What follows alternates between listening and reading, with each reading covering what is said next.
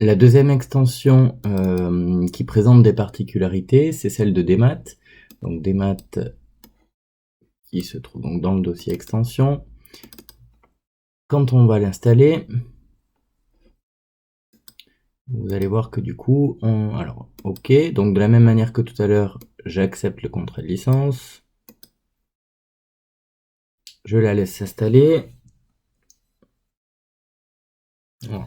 Une fois que c'est fait, je vais devoir redémarrer LibreOffice à nouveau et ensuite je vais pouvoir aller personnaliser les boutons.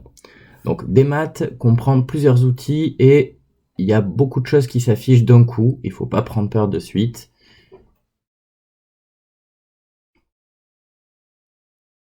Voilà, donc on a tout ça. Demat, c'est plusieurs barres d'outils à la fois. Alors je vous présente la première, donc Demat, celle-ci, qui va nous proposer des formats d'écriture, par exemple pour des vecteurs, pour des angles, écrire des limites, etc., insérer des fractions.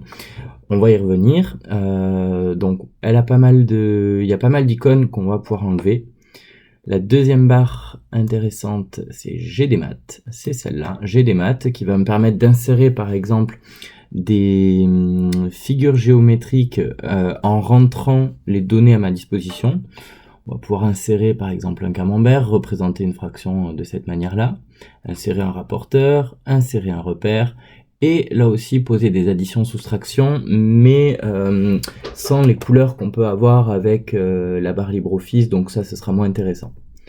La dernière, c'est AHMAT 3D, qui va me permettre d'insérer des figures de solides, pareil, en rentrant un peu leurs caractéristiques. Les autres barres, celle-là en particulier, on va pas tellement me servir, donc je la ferme directement. Et celle-là, en fait, c'est le lanceur, donc si je veux afficher ou pas des maths, je clique sur le D, je peux la réactiver. Je fais de même avec GDmat et avec AHMAT 3D. Donc déjà, c'est un peu plus clair. Hop. Maintenant, on va voir quand même pour personnaliser celle-ci, la barre des maths. Donc je vais la raccrocher, je vais la mettre en dessous de l'autre en fait, hein. Ça serait mieux. Là, ici.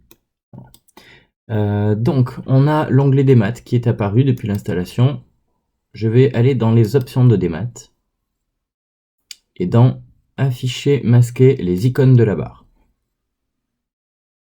Donc là, vous pourrez explorer un peu les différentes fonctions pour voir celles que vous souhaitez laisser en accessible.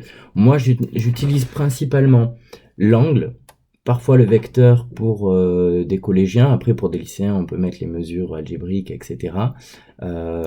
Et quasiment toutes les autres fonctions seront accessibles par ce petit bouton FR qu'on va voir juste après. Donc, je vais déjà commencer par retirer tout ce qui m'intéresse pas.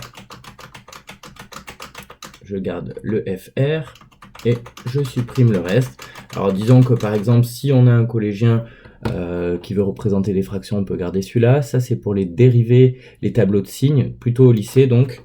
Donc je retire quasiment tout. Et je vais garder quand même l'angle, ça peut servir. Je valide. Donc là il va me demander de redémarrer. Voilà. À ce moment-là apparaît un terminal de commande que je vais pouvoir fermer sans problème. Voilà, dès que le logiciel a redémarré, voilà, ça je peux le fermer, c'est normal. Et donc ma barre apparaît en quand même beaucoup plus simplifiée.